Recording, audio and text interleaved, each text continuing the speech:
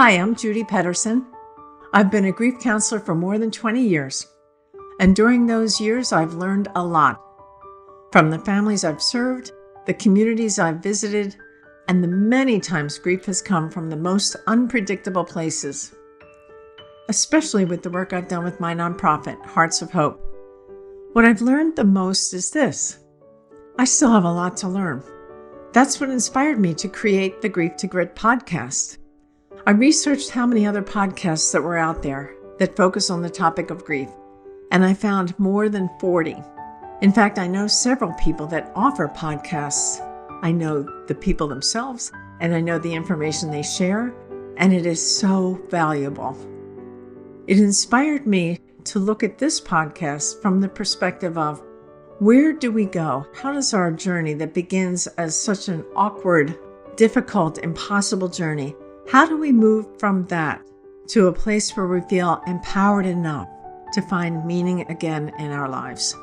That sounds like a simple statement, but for those of us, most of us have had this experience of grief. For everyone that has experienced grief, we know that in the early days, it seems impossible. So that's what I would like to do with this podcast. I'd like to share my stories with you. I certainly want to hear your stories. I want to hear your experiences, your challenges, and the things that have helped. Ask me your questions. I'll ask you some of mine too.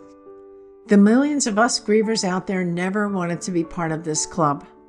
We travel this strange, unpredictable journey toward hope, and we pray for healing. But when we get to share our experiences with one another, the path becomes a little less lonely. Let's keep learning and healing together.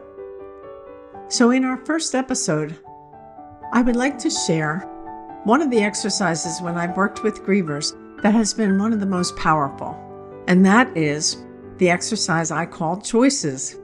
It's especially important for us as grievers when we're in environments where we feel we have no choice at all. Certainly that is the early days of grieving. I've had a couple of examples where people have said to me, I really can't put one foot in front of the other. I really don't know where to turn. And as they continue to talk about it, the path becomes a little bit more clear. I certainly love the group environments because you get a number of people in a room, and the experiences, while not any is an exact mirror of any other, there are similarities close enough that it helps to hear the stories of others because you can glean from those stories. Yeah, I get that. That's happened to me. I felt that way. So when things seem so out of our control, like illnesses, like accidents, like natural disasters, what do we do? So in our group, I can tell you about a couple of examples that we've tried that have been interesting, certainly very enlightening. And for the person who was sharing the story, it created for them the aha moments when the light bulb goes off. One young mom came in. She was so emotional, young kids, young husband, and she was more bereft than anyone could imagine. She was mostly upset because it was getting close to the end of the year and Christmas time. All she wanted to do was make a nice Christmas for her kids, and she couldn't see her way to making that happen. In our group, we offered tips and examples, and they were helpful. They were okay, but still, she was in that strange place of not really knowing what to do or how to do it. In this example, her choices were pushed along for her by the help of her friends. Every year, her husband decorated their home from stem to stern, inside and out. As it kept getting closer and closer to Christmas, she still wasn't feeling that inspiration or even that energy to get the Christmas decorations out of the attic, to bring them down, to set them up. She was feeling bad about that and guilty about that. She felt so sad for her kids. One night after dinner, it was dark by then, she glanced outside the window and her entire lawn was covered. The bushes, the trees, the doorway was covered in blue lights. It just so happens that blue lights were husband's favorite. This was the thing he loved doing more than anything else. Blue was his favorite color. And he thought that blue were the perfect Christmas lights, and that's the only color he ever used. Her neighbors knew this. In fact, her neighbors were grieving the loss of that young man and his tradition. And to help themselves and to help this family, they decorated that lawn so beautifully that it motivated the mom of these kids to go and decorate the whole house too. She came back after Christmas and she said, you know what? It really wasn't all that bad. We did open presents, we remembered Dad, we sang songs, and we made it. So, with the help of her friends, she was able to make the choices she needed to make to help her with her wish. Her wish was to give her kids a good Christmas, and that's exactly what she did. The help of her friends helped her, and she helped her young ones. Another time, a person looked at this choices exercise and said, this exercise is going to be a crazy one because I don't have any choices whatsoever to make at all. Everything is just, I got to do this, I got to do that. And truth be told, I don't want to do anything. So she went home with that exercise that week and she came back. This was a woman whose husband had died. It was a long-term marriage, a long-term happy marriage. And from the sounds of it, they weathered all the storms and made it. So she was bereft at losing her husband, the life she knew. She just couldn't see a way out of it. Certainly she felt she had no choices. So she took the exercise home. She came back the following week. The whole page was filled with things she had to do, including one example, and that was to go to the birthday party of her 2-year-old granddaughter. And I asked her, well, that sounds like that might have been a fun experience. I didn't want to go. I felt pressured. I didn't want to do it. It was too much. I didn't want to see family. I didn't want to hear what they had to say. I just didn't want to do it. It turns out she did do that. She did go to the birthday party. And I said to her, what made you get into the car to even go to that birthday party? Well, I felt sorry for my son and his wife. They had trouble with their first child. They had trouble conceiving their first child. And then the second one was like a miracle that had happened to them and to their family.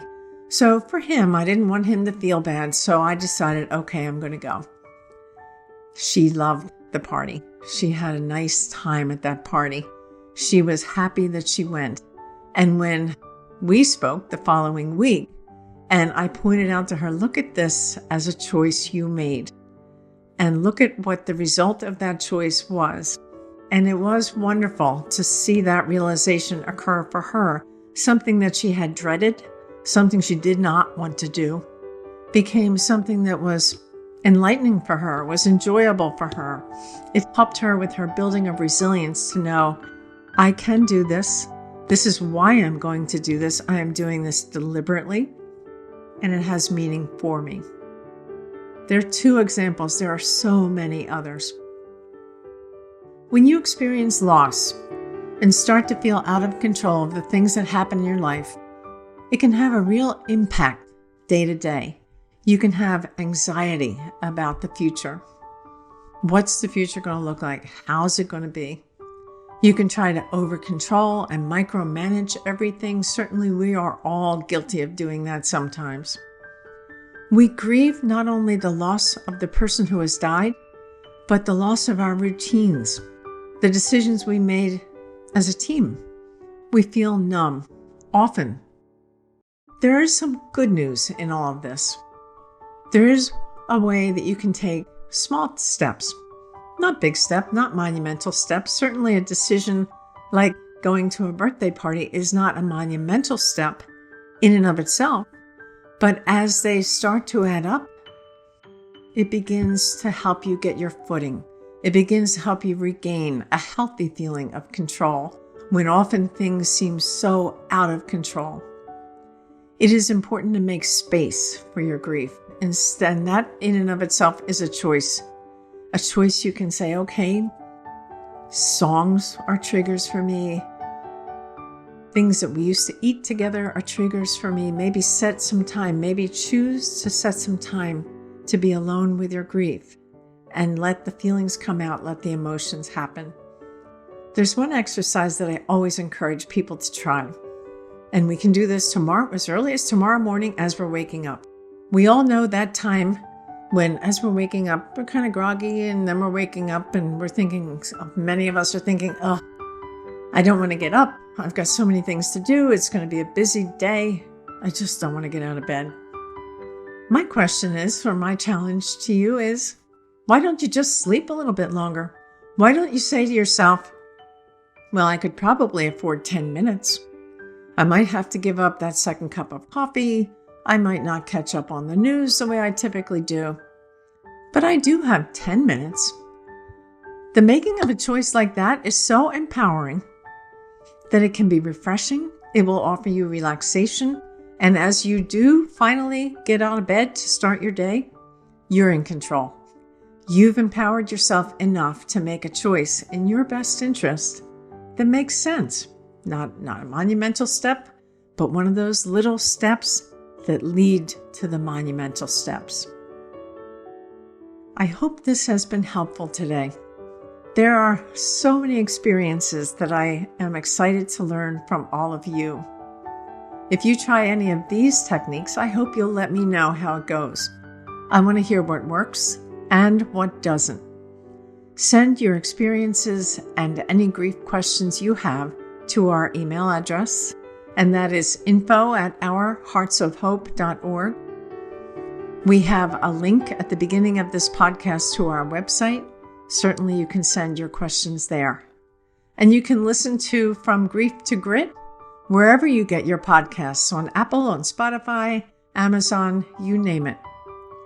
Thank you very much for sharing a few minutes of your time with me and for making space to take care of your grief. Until next time, grieve on and keep your active choices in mind.